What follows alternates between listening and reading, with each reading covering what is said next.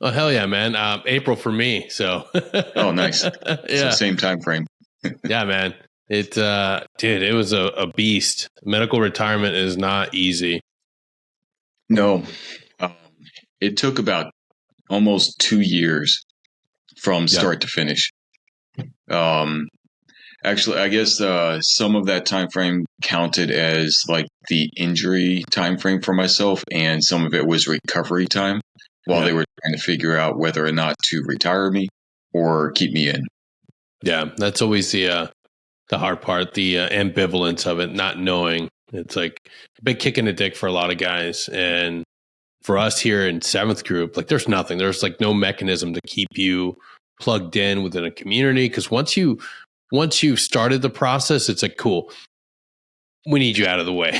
It's like, right. And I started seeing so many guys that, they're not on the team anymore. I was lucky. Being a warrant officer, I had a job to friggin' do while I was doing it, going through all the process. There's a lot of guys that get left behind, kind of fall off the wayside. And it's just kind of like, hey, don't kill anybody and don't get arrested and we'll be fine. Yeah. For myself, I was kind of lucky as well. At the time of my injury, I was working in the kennel, basically waiting out until I could move back to a team. But because of the injury, they pulled me out of the kennel and I went over to basically be the ops sergeant for TISC. I don't know if you guys have a TISC in 7th group. Yeah. Okay. Yeah.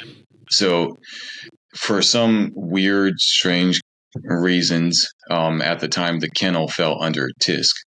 And it used to be under Cephasic, but because Cephasic was a training company, not a deployment company, they moved the kennel over to TISC. Dude, it's crazy how we organize things. How did you like being in a kennel? So I actually liked it a lot because for myself, I came out of BCO 3rd Battalion and basically went right back to BCO. So I was still able to work with the same ODAs from my company, even the same ODA that I came from, 1323. And every single training event that the teams had, I was there for it. Yeah. Yeah, easily just go right back into being on a team. Yeah. It's just now you have a hairy fur ball that can do some extra damage. Yeah, so a lot of guys see the kennel as like kind of a dark hole. But for me, it was actually pretty good because I spent most of my time not actually at the kennel, but either with the teams or doing solo trips over to Asia. Yeah, I think everybody has that misconception till they get to the kennels. Because I know I almost went that route. And it was kind of like, oh, no, don't do that.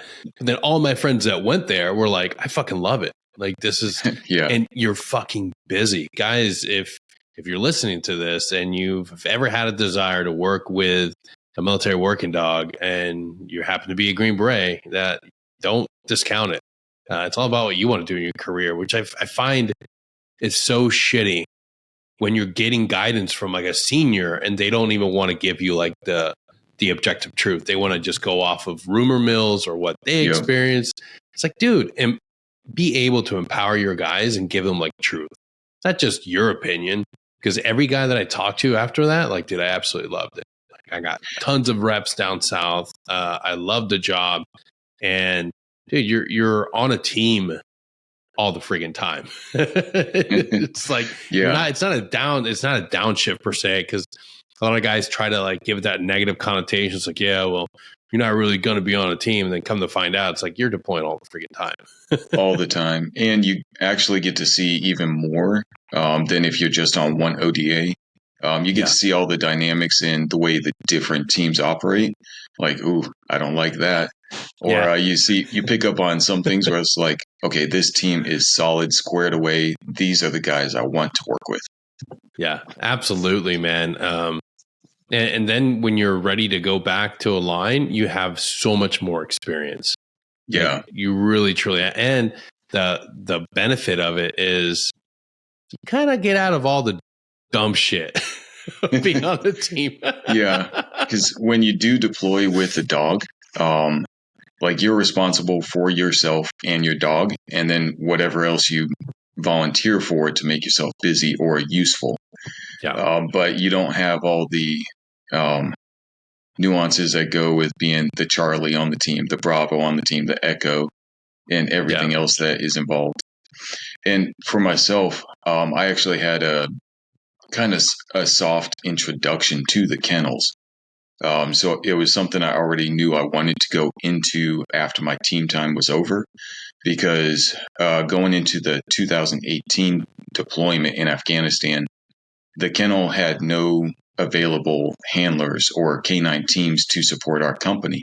Really? So our company sergeant major worked a deal with the kennel, and 3 of us from the company went to the handler course and then went back to our teams with the dog. So we were still on the team. I was still the team's senior engineer with the dog. So I deployed with my K9 with my team.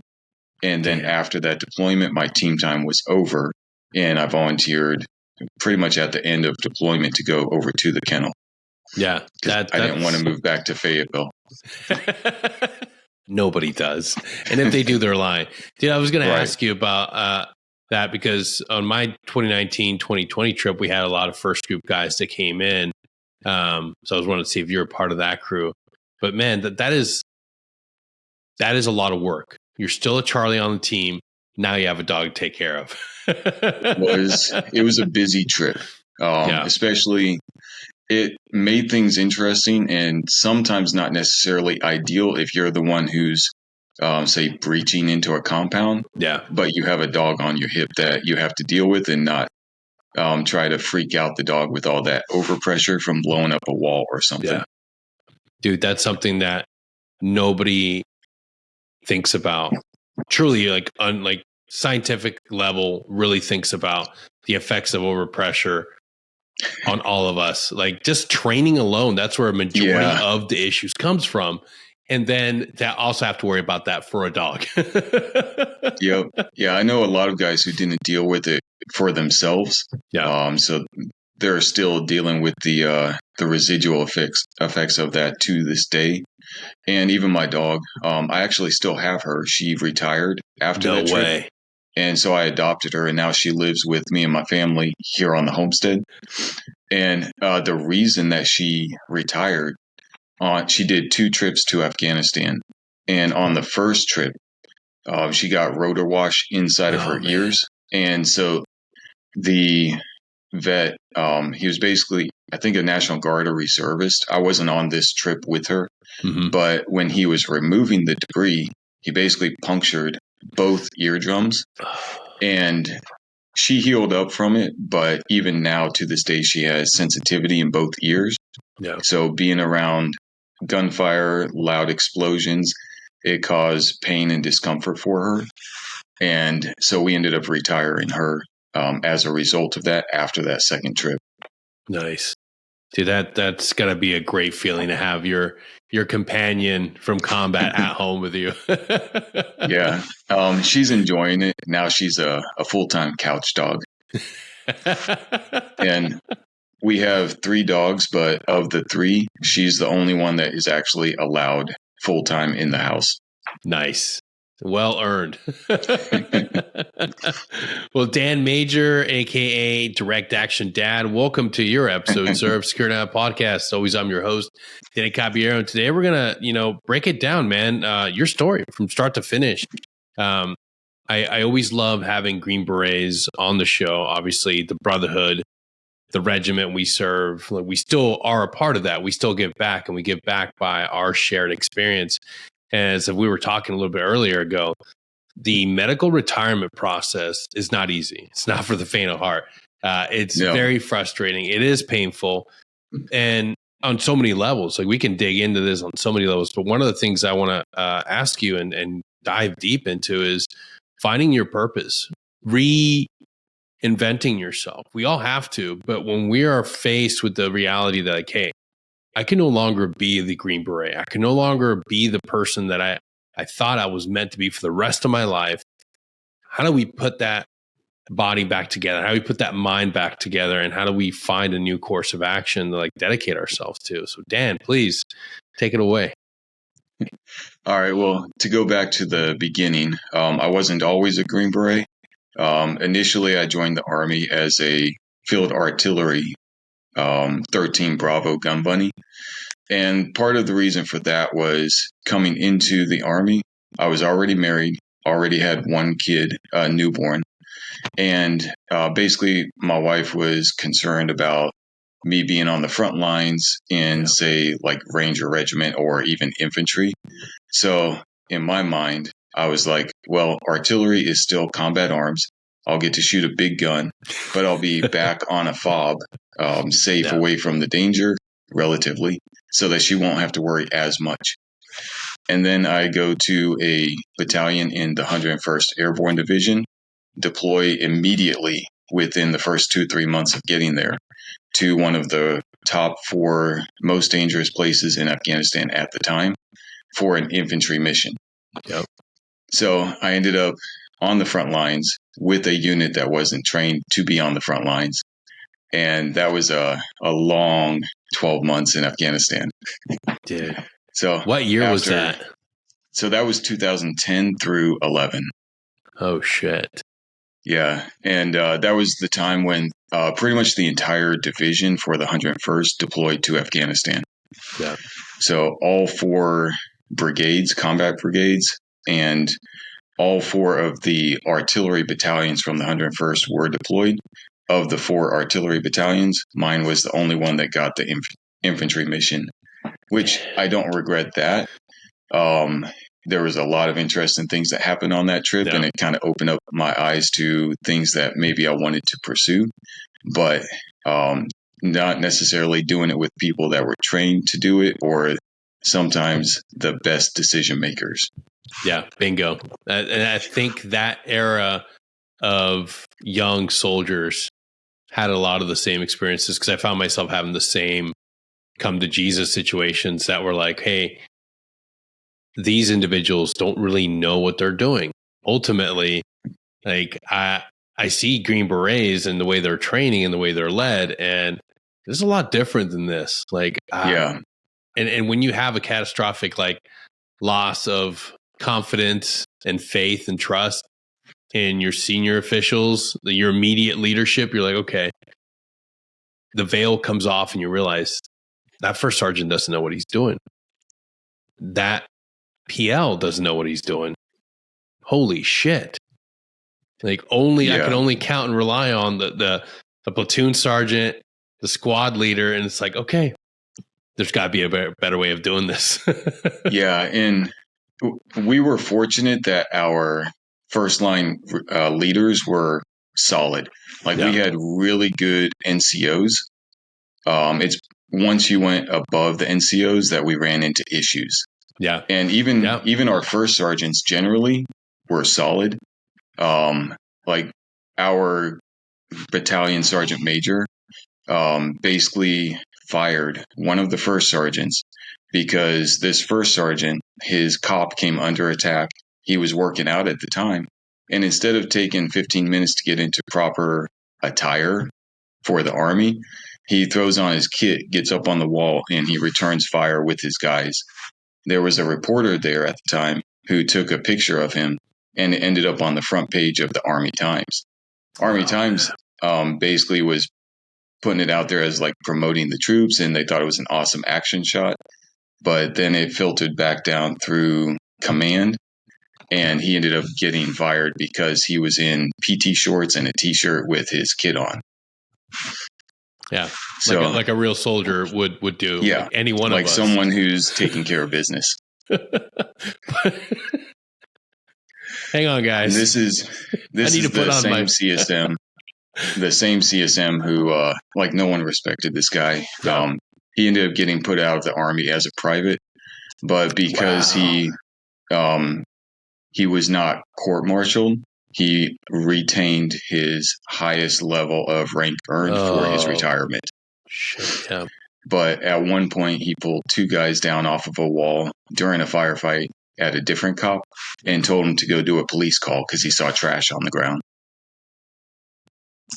So experiences like that come again kind of led me a different path. It was like, that was the moment, like, right. And this is it. This is, and because of this, I am out. Yeah, no, I experienced some of the same issues. Not my first deployment. First deployment was great leadership, platoon leader, platoon sergeant, amazing individual. To this day, still think the world of those individuals. That next deployment's when you experience how fast the military moves, rather than keep a functioning and well-oiled platoon together. Because those deployments, those 2000, I would say 2003 till like 2011, you had those like really heavy year-long deployments. Yeah. And rather than keep something that was functioning, it's like, well, you've already had your platoon time. But let's hand this over to a guy that's not proven, hasn't been in the line platoon for, over a decade. And it's like, oh, this is bad. This is a bad idea. And it was one of those continuous situations where it's a bad leader gets fired, replace it with another bad person. It's just like, eventually you're like, when are we going to run out of bad leaders? And then you're just relying on E7s and E6s that are solid individuals. It's like, fuck, okay, we can rely on the NCOs. Like, we can rely on these guys.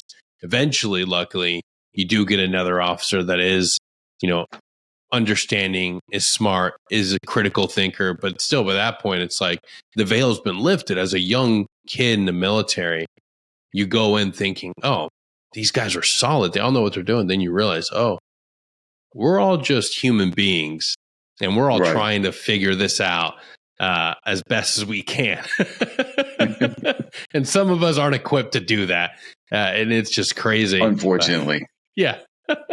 Yeah. And we did have some officers that were pretty solid, or at least made attempts to like work, and make the best of it, make the best decisions that they could at the time, given what was being put on them by higher command. They tended to be at the platoon level. And once you go above the platoon level, then it was 50-50. And once you went above, say, the company level, then it was out the window completely. It was a crapshoot, man. Yeah. Yeah, dude. No, so you find yourself in that situation. You make it through Afghanistan, which I have to imagine that was probably a super kinetic deployment. It was. So that deployment, our battalion, the footprint that we had, it was the Arghandab River Valley north of Kandahar. And everything that we did had to be on foot. It was flat terrain, but because we had to go out and patrol into what we called the green zone, COP was out in the desert facing the green zone, and we had to go out and patrol in it. And everything was on foot. We averaged 1 IED found for every 40 meters that we walked throughout the deployment. Oh, man. So it was an interesting deployment for sure. Yeah, that's not fun. That is, and there's usually nothing about that. Oh, yeah. And they would put the IEDs we found typically where they knew that we would take cover. And then as soon as we got close, open up and basically create an ambush. Everyone runs to cover, and boom, they set off an IED. Yeah. So we got to the point where we would just return fire from position. Yeah. Like start return fire while standing pretty much where you're at. Drop to a knee, get on the ground if you had to, and then start collecting yourself and pulling back to the positions behind you that were already cleared and safe. Dude, it's crazy that TTP you're talking about. There's documentaries, there's footage, there's even TCCC medical videos that show that exact TTP. Guys get in contact, they move, and that's where they hit an IED. And it's just like you can prepare for so much, but even situations like that, like our guys had so much going against them and constantly answer the call. Like, and then for individuals such as yourself that live through that and say, you know what, fuck it, I'm going to become a Green Beret. My own squad lost 2 guys to that same tactic that they used. And it was so common throughout the whole area. Fuck. And yet seeing the decision-making process that came out of that on our side, And then the limited experience that I had with Green Berets while I was downrange, that kind of opened me up to basically seeing how people could actually make the smart decision. Yeah. And even then, it still took a while for me to come around to promoting that idea to my wife. Yeah. Because even then I was trying to like look out for her and our son. And then immediately after that deployment, we ended up with another son, which is also common. But towards the end of that deployment, I actually put together the paperwork and almost had it submitted for green to gold. I even had my chain of commands, signature, sign off, approval, everything for it. And the more I looked into it, the more I realized that warrant officers that I spoke with loved their job, but every officer that I spoke with hated their job. Yeah. And I did not want to end up in a position where, yeah, I was able to be the one making decisions, but man, this sucks. Yeah. Dude, it's people don't understand. SF is by far the best place for officers, and I've met some amazing officers in SF. Yeah, but they have such a short time to do the job that they actually want to do. It is such a short window. It is, and even then, like as they move forward, they understand. The good ones understand that, like, hey, I'm a great leader, I'm a great officer, and I can still make a great impact. But every last one of them, if you talk to them and ask them, like, hey, if you could take a pay cut and get another 10 years onto the detachment, would you do it? Every last one of them would say, yes, absolutely. Sign me up for that. They should have some sort of fucking pipeline where like the very best can have the ability to say, hey, you know what? Let me stay for an additional 2 years. Like I will fall back, but because it's all about promotions, it's all worrying about watching out for their careers. Guys get just a little bit of taste, and we have great officers that if they could just stay for a couple extra years can make a huge impact on the teams, the individuals in those teams, those organizations. But it's also why a handful of them say, hey, guess what? I'm going to become a warrant officer. And they just yeah, and that's the ultimate cheat code for an officer. Oh yeah, and even a lot of the teams themselves, if they find that good officer, they would sign whatever needed to be signed to keep them around if they could, rather than take a chance on someone new coming in who won't actually fit the bill. Yeah, but it is a great place, and I think for officers especially, like we have a great system in place, but not always. There are for every MOS and every individual on a team. Like you can have bad apple, but I think we do a great job of finding the right guys and selecting the right officers to be in those positions. Because man, like it sucks. All of us get extra time. We can friggin' grow into our position.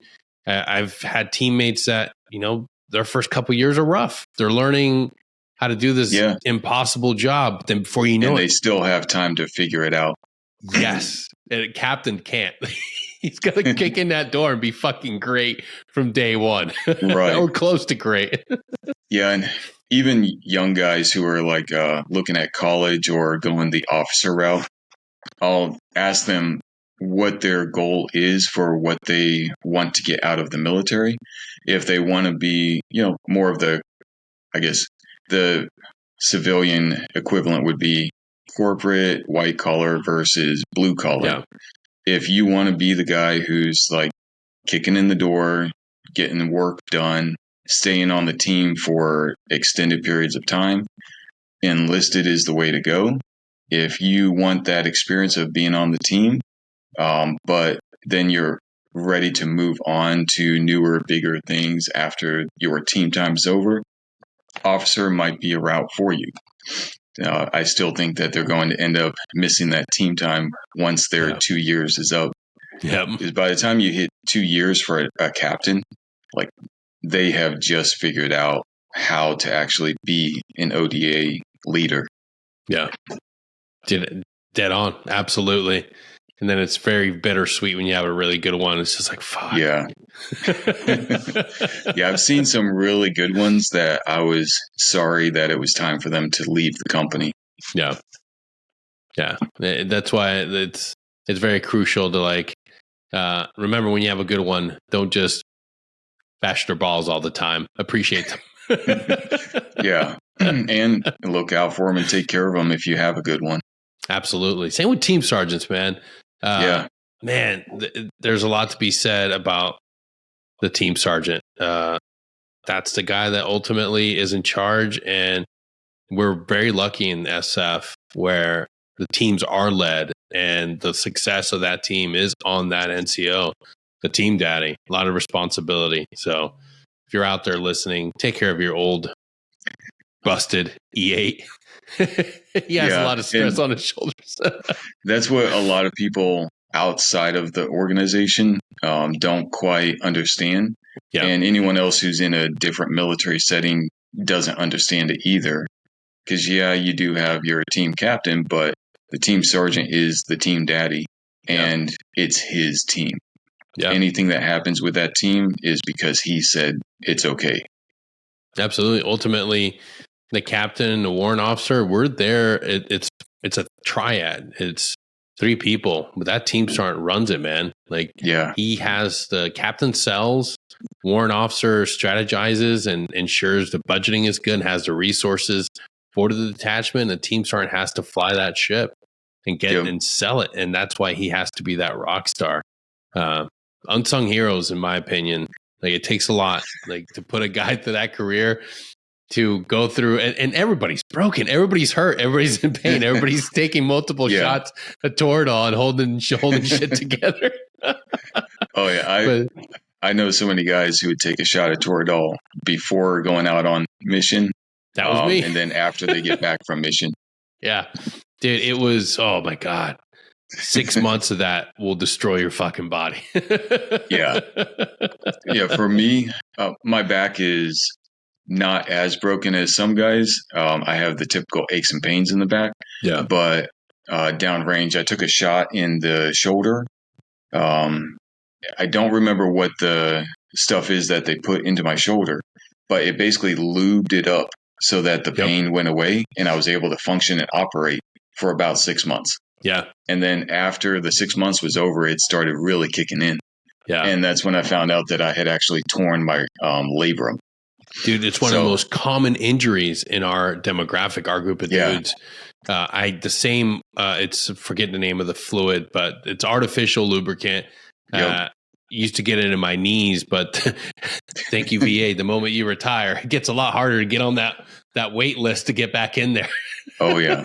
But it's like I never realized how much it lubricated up my shoulder to make it function until it stopped working. Yeah, dude. It's. Have you gotten the surgeries yet? No.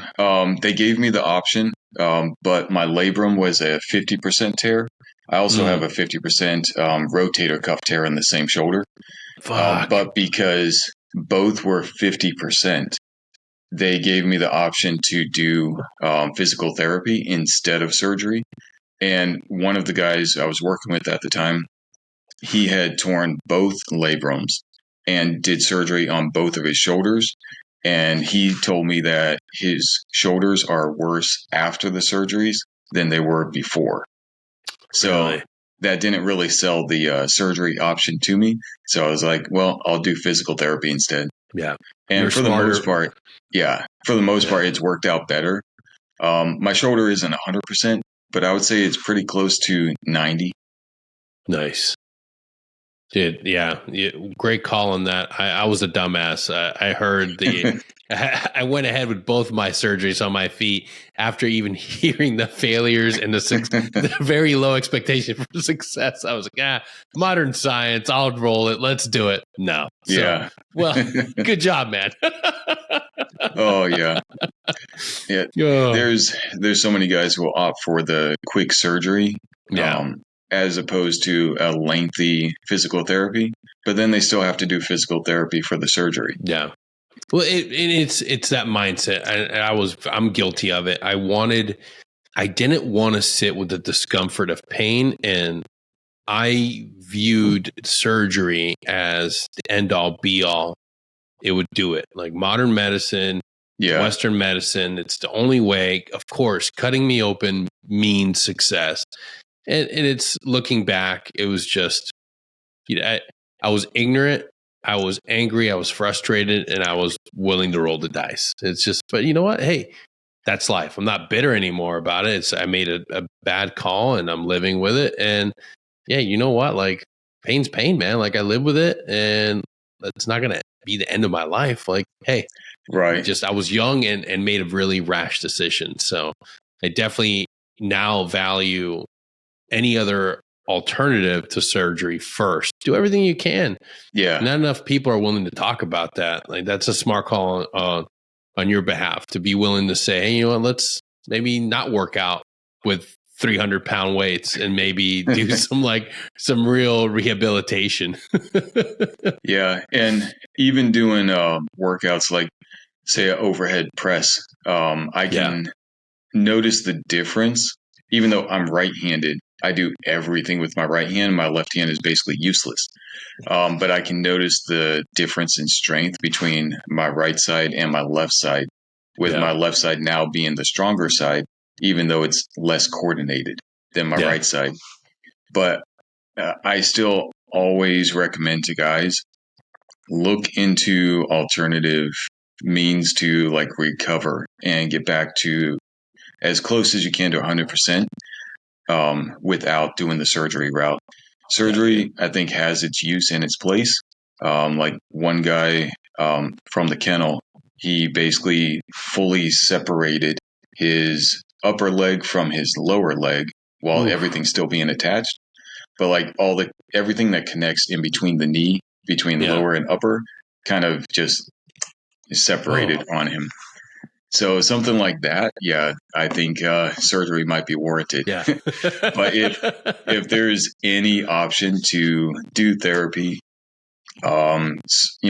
exercises in various ways can promote a lot of help and like healing. Like for my shoulder, working all the accessory muscles, all the supporting muscles, as opposed to the big one that was torn going across the shoulder. Now my shoulder relies on all those smaller accessory muscles instead. And working those as opposed to surgery, I think, is a better option. Yeah, absolutely, man. And we're learning more about that now. I think Thor 3 and the docs and physical therapists in there are a lot better about talking about that stuff. I think, and guys are smarter now. Guys are willing to do a little more research because it's directly in line with their job. That's the only time when we're like willing to look into anything. It's like, well, what can keep me in the team for longer? Maybe I'll do some research on that. But they're smart and they're seeing the benefit of doing things that, are not traditional Western medicine. Like I finally found myself doing things like mindfulness and meditation for pain management because, I want to get into this, like, because I know you've experienced it too, the pain pill that is the VA. Like, man, like if you're dealing with chronic pain, it's like, dude, they're the greatest drug dealers and nobody talks about it. They are. Ironically, while I was going through the surgeries I had for my leg and being in the hospital, was the one time when nobody would give me anything for pain, even though like my leg was open. I could reach in and touch my calf muscle if I wanted to. Oh, shit. And they would give me nothing for the pain. Dude, let's backtrack. What happened? What happened to your leg? So 2020, we were gearing up for the next upcoming rotation to Afghanistan, which would have been 2021. Some of the past 3 years is kind of blending together now. But that last deployment ended up getting shut down and canceled because that's right when the pullout from Afghanistan happened. But leading up to that, we were still prepping for that deployment. And so I was going through certification with the teams and with my dog again. And basically, while doing a vehicle search with the dog, just something super routine, walking sideways, I tripped, bashed my shin, didn't think anything of it, got up and continued working, finished certification, Later that night, I went to shower and I noticed a tiny little scrape on my shin. First time I even noticed that it had opened up the skin. Still didn't think anything of it. Like, how many times in your career have you gotten cuts, scrapes, bruises, burns, whatever? All the time. The next day, I woke up and there was a bruise spot on the where the scrape was, and an egg about this big, which made it painful to walk on. And it was starting to redden around it. I still had one more day of certification though, so I didn't want to like shut everything down and go get it checked out. I basically put antibiotic ointment on it, and then I went about training. By day 2, I woke up and I could not walk on my leg. My whole leg had swollen up and basically looked like I was getting elephantitis. So my wife basically took me to the emergency room, and I thought they would take a look at it, tell me you have an infected leg, and they would give me antibiotics and send me home. The doctor that was in the emergency room on call probably saved not just my leg, but potentially my life. He said that, nope, we're taking you back immediately and prepping you for surgery. So once we went back there, they didn't know how bad the infection was. They were afraid that the tissue, the muscle, and everything inside the leg had started to basically die off and develop. I'm not a delta, so I forget all the terminology, but necrotitis or something where everything starts dying. Yeah, necrotizing fasciitis. Yeah. So they were afraid that if it had gotten into the muscle or anything else, it was basically dead inside of my leg already, which at that point, the doctor told me I could potentially wake up with my leg being just gone. Yeah. And at that point, I was in so much pain. One of the most painful experiences of my life up to that point. And so I was just like, okay, let's go do the surgery. Like, I didn't care if I woke up without my foot. I just wanted to have it dealt with because it was so painful. And I can't even just imagine that. Laying down with my leg horizontal and then dropping it down to the ground to get up and go to the bathroom or something. Having just the blood flow go downward like that would create intense pain. And I would basically just stand there on my good leg for like 5 minutes before the pain would go away to where I could hobble to the bathroom. Ooh. So they went in, opened it up. I woke up, leg was still there, but so was the leg itself was opened up. They left it open because 1, it was too swollen to close up, and 2, they didn't know if they would have to go back in and explore and find more infection. They did end up doing a second surgery, so I had 2 surgeries on my leg to remove the infected tissue, and they didn't have to remove any muscle. So all the muscle was still there. They basically had to carve out the inside of my leg for everything above the muscle and remove all the infected tissue. And then they basically kept lifting up the skin from underneath the skin and tunneled down into my ankle from where they had made the incision in my leg so that they could remove all the infection from the cavity all the way down into my ankle. Oof. So, and then I had a drain hole in the ankle, another drain hole on the side of my leg. And at one point I had a team of orthopedists. I think that's what you call the foot doctors. Yeah. And then a team of surgeons who kept coming in around the clock to check on my leg. The orthopedist would basically check the ankle to see if the infection was spreading into the ankle joint itself. At one point, again, no pain meds, stuck a needle down into the ankle joint to draw fluid out and check it for infection to see if it had spread. So the entire time I was in the hospital, I kept telling them, like, look, I'm not a drug addict. I've never used drugs in my life. I prefer not to use it if I don't have to, but I'm in a lot of pain. I could really use something for it. And the only thing that they would give me is the typical Army answer, Motrin. Motrin. Son of a bitch. Yeah, I'm laying in the hospital in Madigan, and my leg is open up to where I can touch the calf muscle, and they keep coming in and prodding it. Like at one point, the doctor came in with a group of medical students because they have all the medical AIT students here at JBLM. So he brought them in to see it because my leg was a case study for the hospital because of how fast the infection set in and spread. Yeah. And he uses a scalpel, the handle end, not the blade end, to lift up the flap of my leg and then start poking around underneath the skin flap, looking for any signs of infection. And no pain meds at all. Motrin doesn't do anything for it. So like I could feel everything. Everything. Fuck, dude. Dude, that is gnarly. I had I had the same situation pop up on like some always fucking fascinated pops up on a YouTube like next time, like those infections like get insanely horrifically bad in like hours. Like insane. Like you could have literally like lost all of your fucking leg. Like if it goes necrotic, that's when you start to develop sepsis. And they at that point just start cutting it off and hoping they catch it before it gets too far up the chain. Oh, fuck.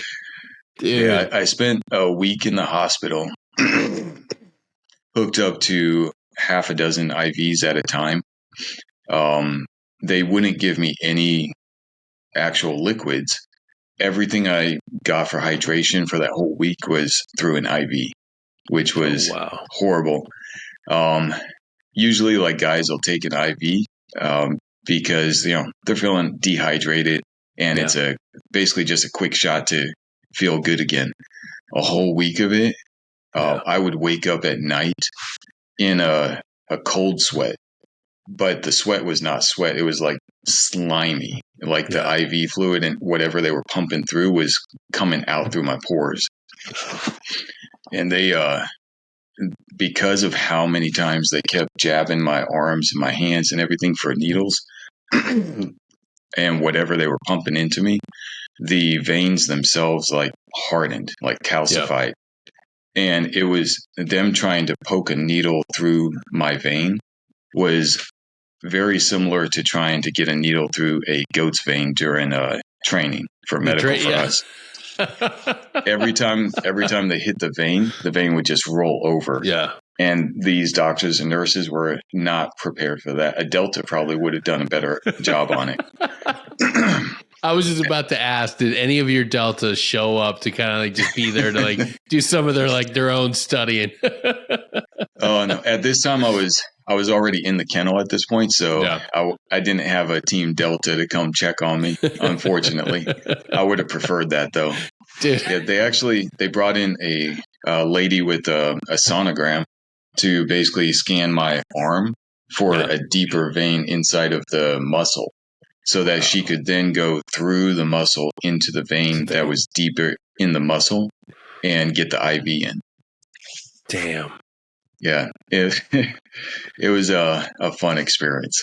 Yeah, I can imagine your wife was just absolutely A-okay nuts. Well, and that was the worst part, especially for her, because this happened right at the onset of COVID when everyone was freaking out about, people being infected with COVID. So the whole hospital was quarantined. And nobody was allowed to actually come in and visit me, including my own wife. So my wife was getting all of her information secondhand and basically just sitting at home while I'm in the hospital dealing with all of this. Yeah. Not fun. Not fun at all. So spent a week in the hospital and then got sent home with a wound vac on my leg. Because they still couldn't close it up because it was too swollen, but they were fairly confident that the infection itself was gone. So they sent me home with more antibiotics and medicine for the infection in case it came back. Still nothing for the pain. And I basically spent the next 6 months on my couch with my leg elevated. And they were not able to close it up or begin closing my leg for at least like 4 months, I think it was. And then basically the incision was like a long, narrow slit, but it was open about this wide at the widest point. And they started to pinch the ends after about 4 months. And every time I went in twice a week, they would remove the sutures and then suture again slightly closer to the center. So over a period of about a month or so, they worked it towards the middle to bring it and draw it closer. Yeah. And then what ended up finally sealing it was silver, I forget what it's called, some kind of silver medicine that they put, ointment that they put over it. And the last doctor that came in was really responsible for actually having my leg close up at the time that it did and making sure that everything was sealed. And he did an awesome job compared to some of the others. And even getting the sutures, they would give me, is it Lidol? Not Lidol. Yeah, lidocaine? Yeah, Lidol. Lidocaine, yes. They would give me a shot of lidocaine, but there was at least one of the times that they were giving me the suture, and the lidocaine took on one side of my leg, but not on the other side. The other side. And so when they were running the needle through and drawing it close for the suture, I could feel all of it. Yeah, not a fun feeling. Not fun at all. Yeah, I still have the video from that and some of the other times that they sutured, because I knew my wife and sons have a fascination with medical stuff, so I knew they would want to see it. Dude, that's boys are fascinated by that stuff. Yeah, but after my leg was finally closed, it took about a year before I could start to walk on it again, because every time that I would take my foot from elevated to normal, basically in a down position, all of the blood vessels that my leg normally used for transferring blood to and from my foot were gone. They were severed because of the surgery. Yeah. So anytime I put my foot down, blood would pool into my foot instantly. And basically my foot would look like the blueberry girl from Willy Wonka. Willy Wonka. Yeah. It would turn a dark, dark purple after just a few seconds. And how do you fix that? They basically they adopted a wait and see protocol just to see if it would heal itself. On itself. Which, fortunately, it did, but it took time. Yeah, dude. So now, as far as blood flow, my foot is normal. But yeah, it took months for that to work itself out. Dude, the human body's insane. I pictured it as another surgery. That's what I thought was going to happen. And the doctors said that if it didn't heal itself, then they would have to figure something out as a surgical option. But I'm kind of glad that they adopted the wait and see protocol. Yeah. Although even now it's still kind of funny that was the plan, to just see if it would heal itself. Yeah. Dude, how did the recovery go from that? How are you today dealing with that? So I basically spent the next year in physical therapy. After that, it took about, like I said, 12 months from the time of injury until I was on my feet. And even then was hobbling around. Because initially, when I first stood up, I couldn't even put my heel to the ground because I had developed drop foot. Yeah. Just from not using my leg, not using my foot, and I couldn't actually stretch my ankle enough to put my heel to the ground. So that was the first step, trying to get that stretched out. And then working through the recovery process, mostly with Thor 3 at the gym. And it basically got to the point where, because the nerve endings from right below my knee to my foot, they're severed. So there's no connectivity as far as touch and sensation. Mm-hmm. So that's what led to them saying, all right, we'll start the medical retirement process for you. And up to this point now, I'm almost a year out from that retirement, and my leg has improved even more since then. It continues to get a little bit better each day, or not each day, but as we go along. So right now, below my left knee, I have almost no feeling sensation. It's like walking on your foot when it falls asleep, but without the pins and needles, just the numbness. Yeah. And then as far as being able to walk and use the muscles, I guess there's enough nerve connectivity for the muscles that I can actually still activate them and use my leg muscles. I just can't feel what is happening around my foot or my leg. But at the same time, it's amazing how much feeling sensation you develop through your bones, the bone structure, for something as simple as walking. So like I can feel the impact on my foot, on my leg through the bones, but not through the skin itself.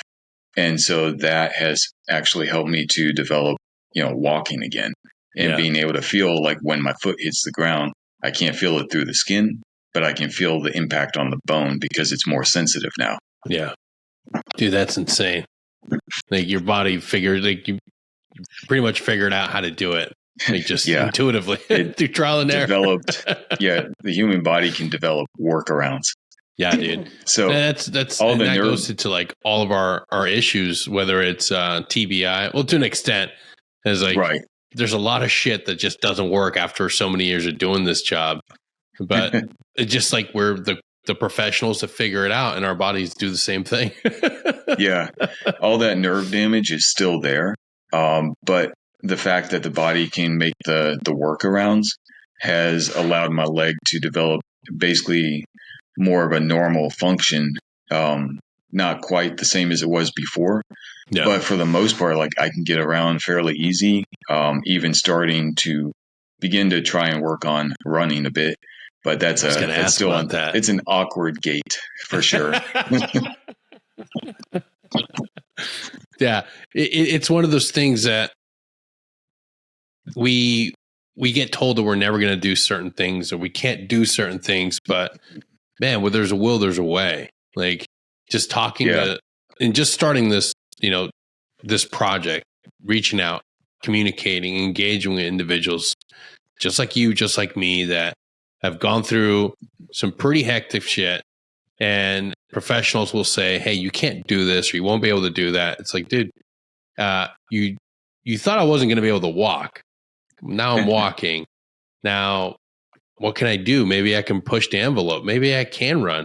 And being able to have that understanding that like, hey, yes, I'm limited. Yes, there has been some real significant changes in my life, but I can still succeed. I can still achieve great fucking things. What are some things that you're doing today to kind of push that envelope a little bit more? So one thing that we have going is, I mentioned the homestead earlier. So my wife and our sons, we still live here in Washington, and basically we're developing our property into a homestead. And for me, that is kind of getting back to the roots and just focusing more on being outdoors in nature with my family, and basically catching up on a lot of the time that we miss while we are being operational and overseas. So pretty much every day, every week, we have a new project, something that we're working on together as a family, and basically growing things out here. And I think that is something that helps a lot with mental stability, mental growth, and also challenging yourself with, new things. A lot of this is things that I was never taught growing up, as far as like being able to homestead or to raise chickens or something like that. It's a lot of it is things that we're learning through YouTube as we go along. Like right now we're building a cabin. I'll be doing installation on it later today. Something like that I have experience on, being a 18 Charlie. And I've built things in the past, but my kids haven't. So it's something that I can pass on to them and teach them how to put together a structure and how to build something. So on the home front, that's something that we're working on. And currently we have, let's see, 1 rabbit, 3 dogs, 6 sheep, and 35 chickens. Hell yes, dude. I think looking to add homesteading, some cows. Yeah, dude, that you're tapping into something that I think is not only extremely popular for a lot of people in general, but the military veterans that are getting out. Homesteading is something that is really becoming very appealing. Being connected to nature, being connected to your environment in a whole different way. Dude, we've been doing it since the very beginning aspect of the Q course, and we continue to do it when we are deployed in our AOR. We don't live like we live in the United States when we go to our AOR. A lot of times we're out, we're in remote areas, and we get in sort of this understanding of like, wow, this is kind of like a better way to live, a better way to be connected. Like, if we can start promoting that within our veteran community and showing it what it's like, I think that's a great thing about your channel and what you're trying to do. It's like putting it out there. And I have to ask, was your wife the main catalyst? Does she have an experience or background with homesteading? No. So my wife is actually from the Fiji Islands. She grew up in Fiji and New Zealand. Nice. 2 countries together, went back and forth with her family. She came here to the States when she was 17 after she finished high school. So she grew up in an environment where people do depend on the land. Yeah. But more so along the lines of, I'm hungry, I'm going to go pick fruit off of that tree right there. Or I'm going to go fishing in the ocean. Excuse me. Not necessarily homesteading. Yeah. Although she did, when she lived in New Zealand, she did live on a sheep farm. So she's familiar with that aspect of it. Yeah. But it's something that we kind of went into together, partially out of a desire to be more self-reliant and self-sufficient, and basically have something that's sustainable. Like, we get all of our eggs from our chickens. We're not up to the scale of meat production yet, but even our meat we get from a farmer that's 10 minutes down the road from us. We don't get any meat from the store, so we're getting everything we can local. And there's some things that we haven't figured out how to get local yet through networking. But even just this month, my wife, for the first time, developed a sourdough starter and is now baking her own bread. So everything we're doing is working towards being able to take care of ourselves and then teach our kids how to do that. And then with the direct action dad thing, excuse me, that's not actually my initiative. I linked up with Carl out of 10th group.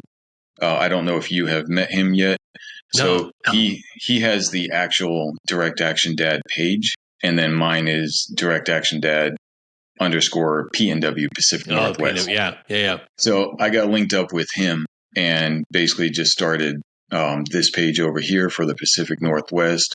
But Carl was the one who started the actual Direct Action Dad like protocol to kind of help guys who are getting out basically reconnect with their kids, with their families. Yes. Guys spend so much time focusing on operations, how to be a Green Beret. A lot of guys, and I'm guilty of it myself, will neglect putting that much effort into the home front as well. Yep.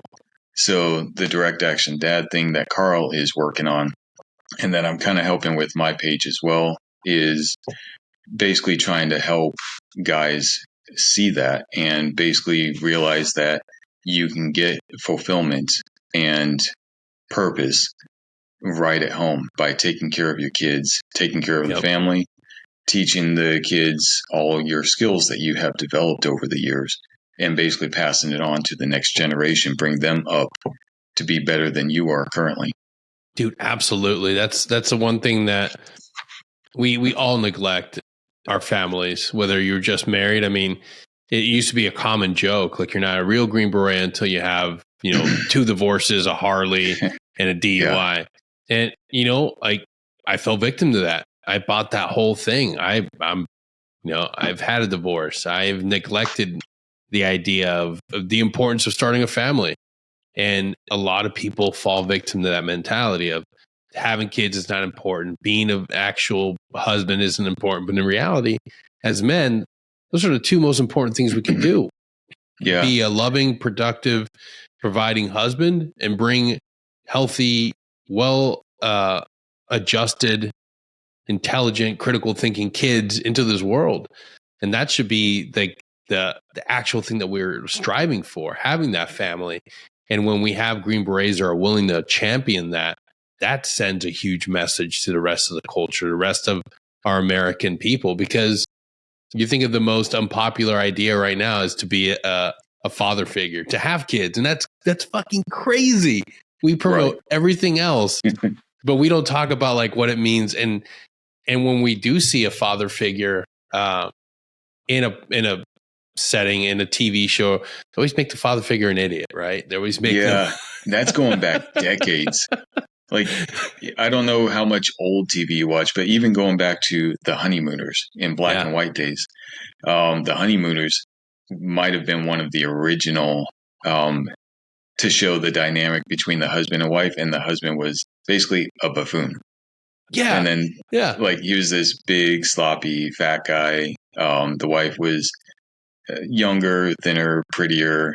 And even going back then, they made the husband and the father look like an idiot on TV. Absolutely. And people never questioned it.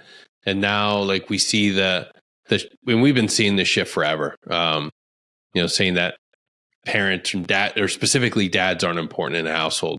Right. Well, now we know that dad is out there, that if you have healthy mom and dad, it's really important.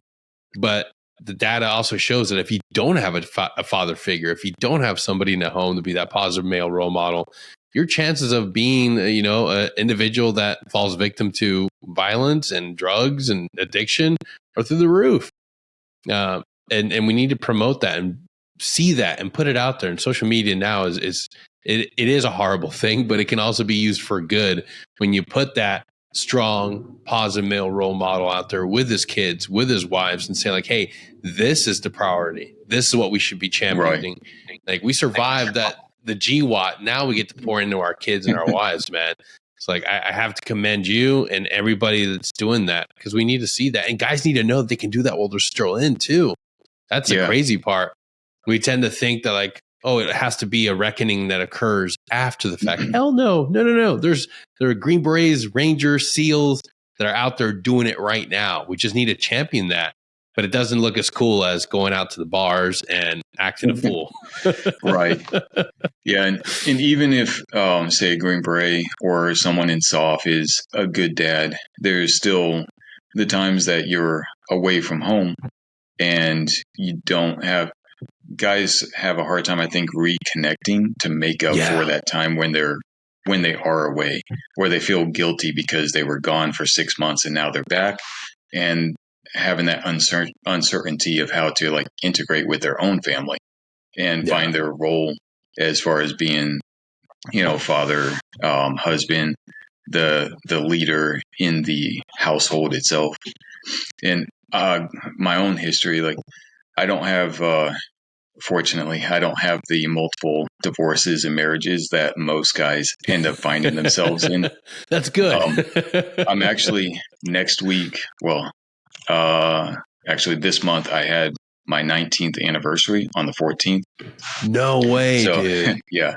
Dude, so, congrats. Been married now for 19 years, and my oldest son is 15 now. Holy shit. So my wife, throughout all of our career, has been amazing. Like, my wife has been there since day one in the Army, and she's been through everything with me, every step along the way. And all of it's been possible because of her. It doesn't mean it's always been easy, but it's something that we've always worked on together. How have you changed as a father now? And going through the retirement process, having to go through your own grieving and letting go of that identity, how did you find yourself focusing on your boys? So I guess I've tried to work on being more mindful, more present. We do miss so much of our kids' younger years as they're growing up, especially, like, my kid, I already had one son when I joined the Army. Mm-hmm. And then by the time I left for basic, he was a year old, finished basic, AIT, that first deployment. By the time I got back from all that, he was 3. And so I missed like a whole chunk of his early developing years. And then the same thing, always gone, always deploying, always gone to another school. So now basically trying to make up for some of that time away by focusing on them and their development, teaching them things that I'm learning through mindfulness myself. I like a lot of the Stoic philosophy, so I'm kind of trying to teach them that as well. And so we actually took our kids out of school and we're homeschooling them. So developing their education through what's called classical education at home, as opposed to the more regimented way that it was developed in the industrial age. Yes. So focusing on pointing that out, dude. Thank you for saying that.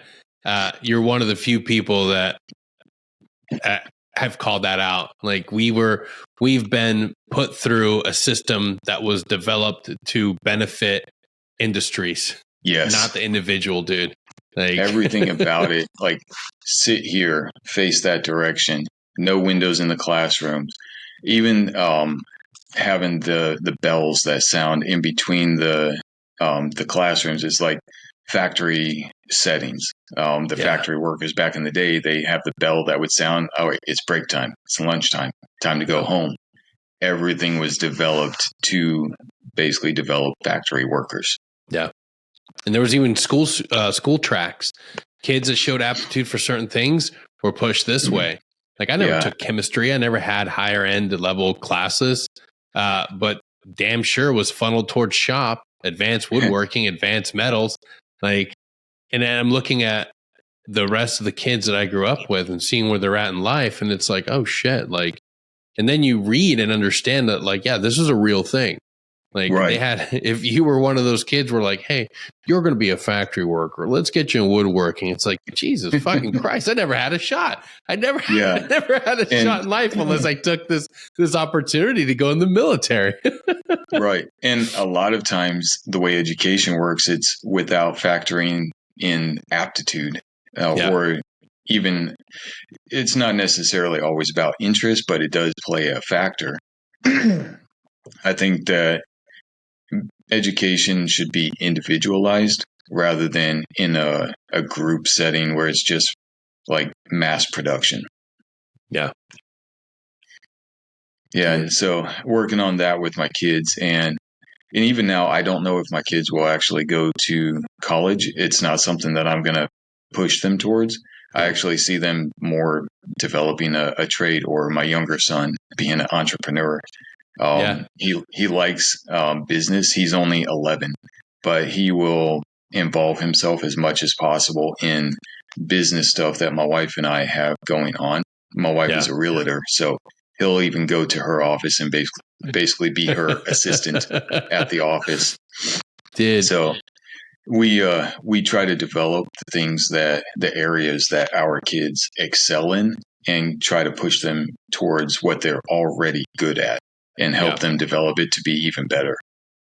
Dude, it blows me away. I think more people need to hear your story and understand that there's no fear that we can't overcome if we just go into something that we're truly passionate about. Yeah. And that's the truth. Like if you find yourself going into something that you're not 100% passionate or in love with, don't do it. Don't fucking do it. Life is very short. Time is the most precious resource. And just hearing and just engaging with you right now, there is no, and of course we're separated by time and space. We're doing this remotely through Riverside FM. Shout out to them. But it's having these authentic conversations where you know the other person's completely engaged in something they're passionate about. Creating a life that's meaningful, that's of purpose and of service to their family. not to a government entity anymore, not to another corporation, Right. but to yourself, to your family. And that's beautiful, man. I gotta say, like, we need to be able to promote that, because I feel too many Green Berets, too many soft professionals get out and they go to serve another entity, and they realize that there's no bond here. This isn't, I don't know. There's fireworks shooting in the background. No idea what the hell that was about. Sony webcam. We got to figure that out. But there's nothing there. It is a cold entity that will not value you like the military didn't value you. Right. Dude, it's the big green machine. It's going to keep trucking along whether you are there or not. Exactly. That's exactly true. Before I let you off, I know I've had you for over an hour now, and I'm absolutely grateful for it. But thinking back to your transition, what are some key things that you would recommend, or tips for the guys that are finding themselves at the end of their career? What advice would you give them to be a little more successful as they navigate their next chapter? Well, one thing I would recommend, as far as the transition process itself, get linked up with the CARE Coalition. The CARE Coalition, at least for me here at JBLM, was phenomenal. Pat, my advocate with the CARE Coalition, basically helped me set straight and put in every bit of paperwork that went through the VA. So a lot of the normal headaches that everyone has to deal with just for that transition, basically Pat was there to guide me through it. And it took away a lot of the uncertainty and doubt and frustration with the VA, having to deal with them as part of that retirement process. And still had to go through it all, had to do all the paperwork, but Pat was there to basically make sure it was all correct and to the best benefit outcome for myself and for my family. Yeah. So I definitely recommend get linked in with the CARE Coalition and also the Green Beret Foundation for anyone who's getting out. Yeah, absolutely. Dan, thank you so much for spending time with us today.